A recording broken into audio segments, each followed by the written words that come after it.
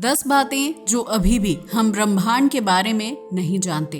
और अगर आप एक स्पेस लवर हैं तो इन बातों को आप जरूर जानना चाहेंगे। नंबर 10 पर है ओरिजिन ऑफ द मून, यानी चंद्रमा का जन्म। ये कितना अजीब है कि हम ये पता करने की कोशिश कर रहे हैं कि कैसे हम मार्स को कॉलोनाइज करें, पर सच बात तो ये है कि हम अभी भी ये नहीं जानते कि हमारे अपने चंद्रमा का निर्माण कैसे हुआ था। ऐसी बात नहीं है कि हमारे पास इसकी कोई जानकारी नहीं है। कुछ थ्योरीज हैं जो चंद्रमा के निर्माण के बारे में जानकारी देती हैं, पर इनमें से कोई भी ऐसी थ्योरी नहीं है जो 100% हमारे चंद्रमा के जन्म को समझा सके। पर एक थ्योरी ऐसी है जिस पर ज्यादातर वैज्ञानिक सहमत दिखते हैं, जिसमें बताया गया है कि हमारे चंद्रमा का निर्माण पृथ्वी के जन्म के दौरान कई बिलियन ईयर्स पहले पृथ्वी से मार्स के आकार के ग्रह के टकराने के कारण हुआ था। कहा जाता है कि आकार में बड़ा होने के कारण जब यह पृथ्वी से टकराया तो उसका बहुत सा मलबा अंतरिक्ष में बिखर गया, जो बाद में पृथ्वी के चक्कर लगाने लगा और धीरे धीरे उसने चंद्रमा की शक्ल ले ली। दोस्तों, अगर आपको उस ग्रह का नाम पता है तो हमें कमेंट करके जरूर बताएं। ये थ्योरी कुछ सही भी लगती है, क्योंकि कुछ साल पहले चंद्रमा से लाए गए सैंपल की जांच करने पर यह पाया गया कि उनमें उसी तरह के गुण थे जैसे हमारी पृथ्वी के जन्म के दौरान की मिट्टी के थे। नंबर 9 पर है व्हाई द यूनिवर्स एग्जिस्ट, यानी ब्रह्मांड क्यों मौजूद है।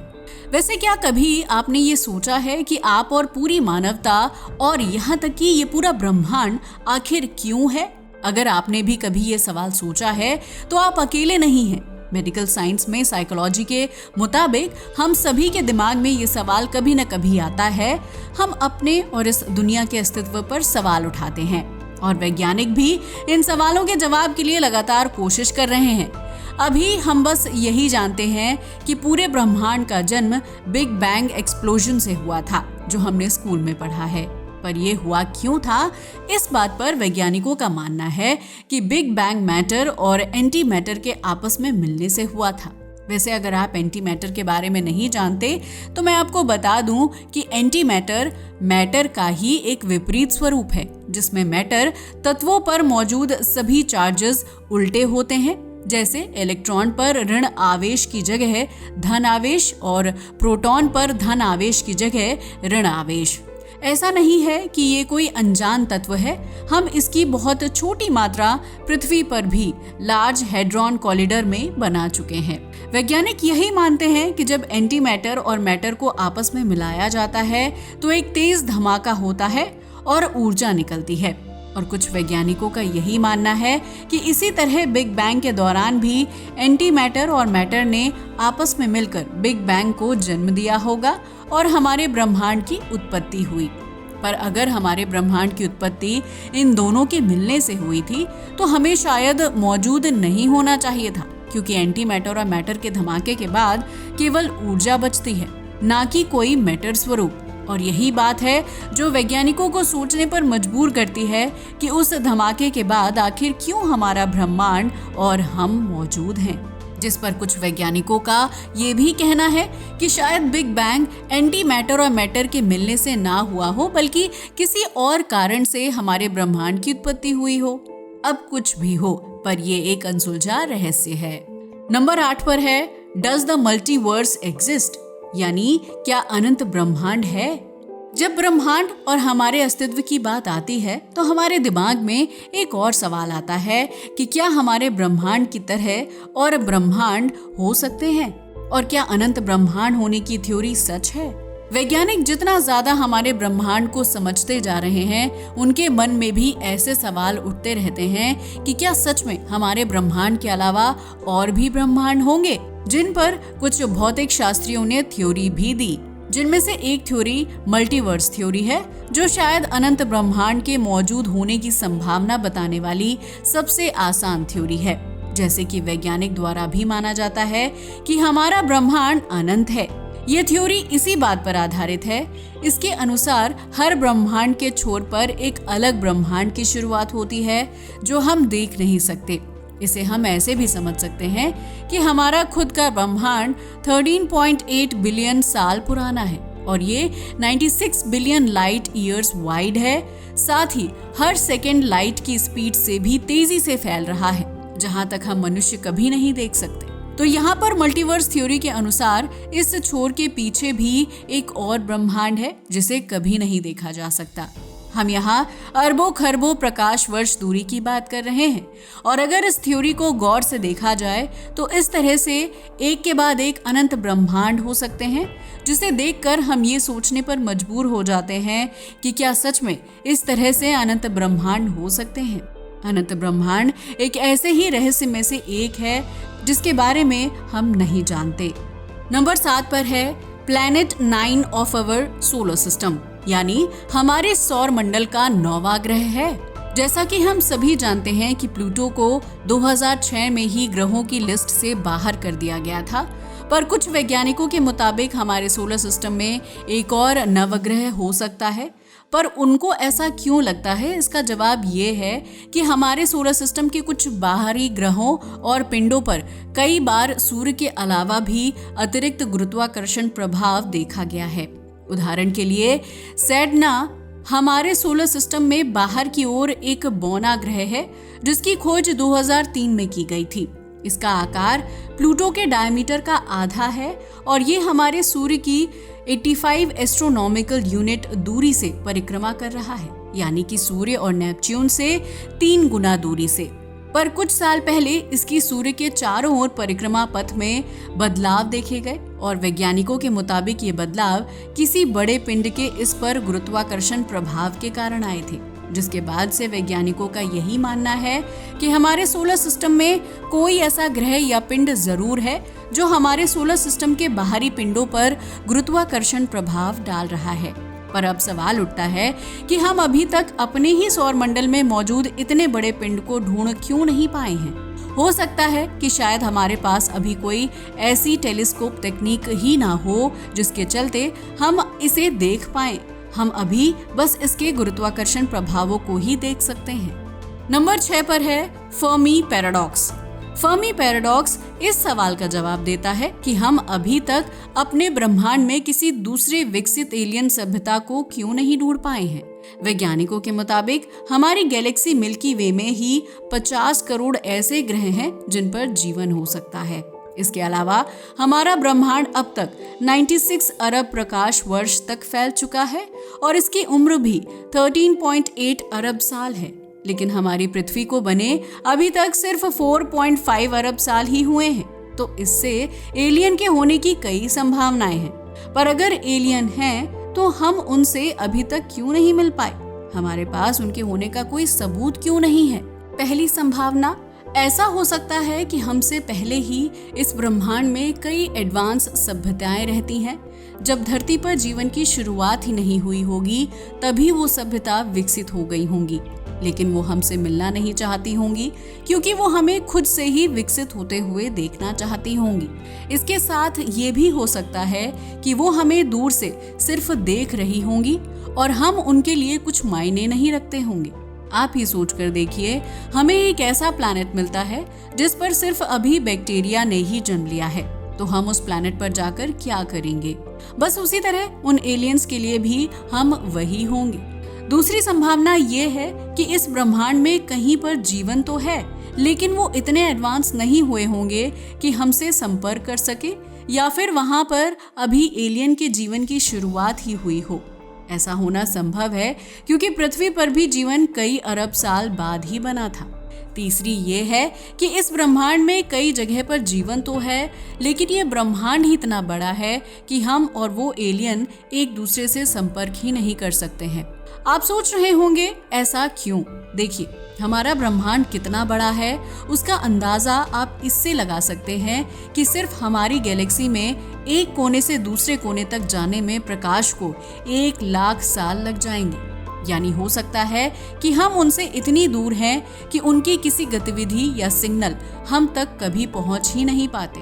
उदाहरण के लिए मान लेते हैं कि आप हमारी पृथ्वी के किसी ऐसे ही हिस्से में हैं जहां कोई सेलफोन टावर नहीं है, यानी आप यहाँ पर चाहे कितने भी समय रहें, आपके यहाँ पर होने का किसी को भी पता नहीं होगा। इसी तरह शायद हम ब्रह्मांड के ऐसे कोने में हैं जहां पर कभी कोई सिग्नल पहुंच ही नहीं सकता। नंबर 5 पर है बिग क्रंच।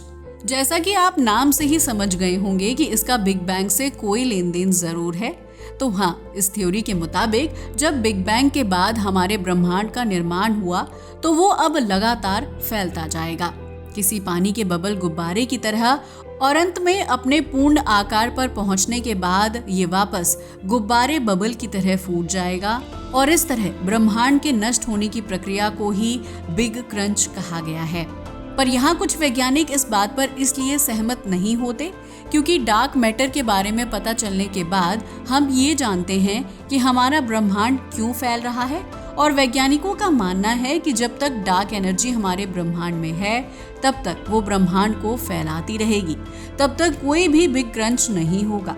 जिसके बाद ये भी सवाल उठता है कि क्या सच में हमारे ब्रह्मांड का विस्तार डार्क मैटर के कारण हो रहा है, और क्या सच में हमारा ब्रह्मांड अंत में बिग क्रंच में समाप्त हो जाएगा। नंबर 4 पर है मिस्टीरियस रेडियो सिग्नल्स, यानी अनजान रेडियो सिग्नल। वैसे मैंने थोड़ी देर पहले आपको फर्मी पैराडॉक्स के बारे में बताया था, जिसमें मैंने आपको बताया था कि शायद हम एलियन को इसलिए नहीं ढूंढ पा रहे हैं क्योंकि हम उनके भेजे गए सिग्नल को शायद अभी समझने लायक नहीं हुए हैं। 1 साल पहले कुछ इसी तरह की घटना घटित हुई थी जब स्पेस रिसर्च ऑर्गेनाइजेशन को ब्रह्मांड में लगभग 500 लाइट ईयर्स दूर से आते कुछ रेडियो सिग्नल्स मिले थे जिन्हें वैज्ञानिक समझ नहीं पा रहे थे। ये सिग्नल लगातार 16 दिन तक हमारी पृथ्वी पर आते रहे, जिनमें शुरुआती 4 दिन में इनकी तीव्रता बहुत ज्यादा थी। इन 4 दिनों के बाद धीरे धीरे ये तीव्रता कम होती गई और लगभग 12 दिनों के बाद ये खत्म सी हो गई और 16वें दिन आखिरी रेडियो सिग्नल रिसीव हुआ, जिसके बाद से हमें ऐसे कोई सिग्नल नहीं मिले। वैज्ञानिक आज भी इन सिग्नल्स को समझने की कोशिश कर रहे हैं, पर उन्हें नहीं पता कि इनमें क्या है। यहाँ पर कुछ भौतिक शास्त्रियों का ये भी कहना है कि ये रेडियो सिग्नल नहीं है, बल्कि किसी तारे या सुपरनोवा धमाके से उत्पन्न तरंगे हैं। तो दोस्तों, आपको क्या लगता है, क्या वो सच में कोई रेडियो सिग्नल थे? नंबर 3 पर है how many exoplanets out there. अगर आपको ये नहीं पता कि एक्सोप्लैनेट्स क्या होते हैं, तो मैं आपको बता दूं कि हमारे सोलर सिस्टम से बाहर जो भी ग्रह मिलते हैं उन्हें एक्सोप्लैनेट कहा जाता है। नासा ने अभी तक 5000 से ज्यादा एक्सोप्लैनेट्स की खोज की है जो हमारी गैलेक्सी में ही हैं, जिनमें से कुछ जुपिटर के आकार जितने बड़े हैं तो कुछ हमारी पृथ्वी के बराबर के आकार के हैं। इनमें कई एक्सोप्लैनेट्स पर पानी द्रव अवस्था में भी है और जीवन के अनुकूल वातावरण भी है। इनमें से कुछ का वातावरण तो हमारी पृथ्वी से भी ज्यादा बेहतर है। वैज्ञानिक ये नहीं जानते कि हमारी गैलेक्सी में कितने एक्सोप्लैनेट्स हो सकते हैं। एक अनुमान के मुताबिक हमारी गैलेक्सी में 100 बिलियन के आसपास एक्सोप्लैनेट्स हो सकते हैं और उनमें से कईयों पर जीवन भी हो सकता है। वैसे ये हमसे कई हजार लाखों लाइट ईयर्स दूर हैं, पर अगर हम यहाँ पर किसी तरह पहुँच पाए तो हम यहाँ बिना किसी परेशानी के कॉलोनी बनाकर रह सकते हैं। नंबर 2 पर है space chicken and egg dilemma. दोस्तों, क्या आप भी ये सोचकर परेशान हैं कि मुर्गी और अंडे में सबसे पहले कौन आया? तो आप अकेले नहीं हैं। वैसे मैं यहाँ मुर्गी और अंडे की बात नहीं कर रही हूँ, बल्कि यहाँ पर गैलेक्सी और ब्लैक होल की बात हो रही है। हमारे साइंटिस्ट आज भी इस दुविधा में हैं कि गैलेक्सी और ब्लैक होल में सबसे पहले निर्माण किसका हुआ था।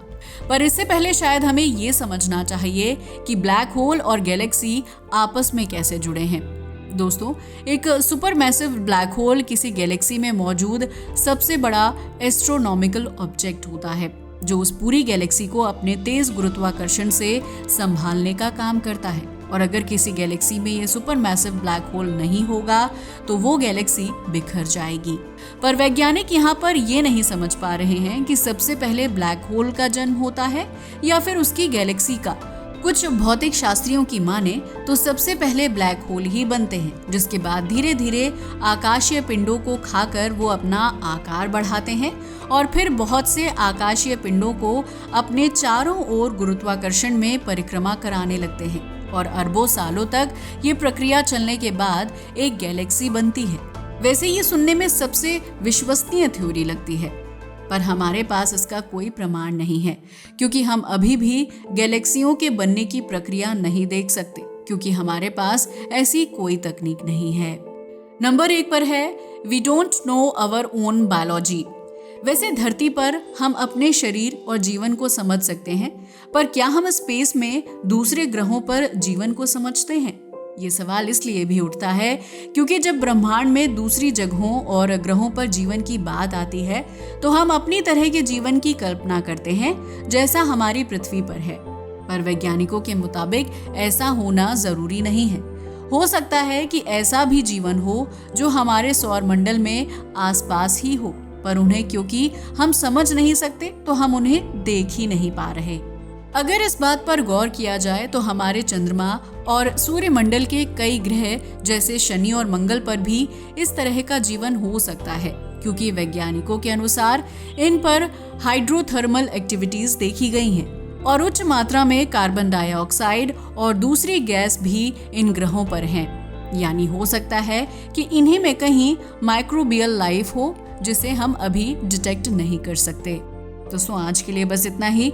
वीडियो अच्छा लगा हो तो इसे लाइक और शेयर करें, साथ ही हमारे चैनल को भी सब्सक्राइब करें। जय हिंद दोस्तों।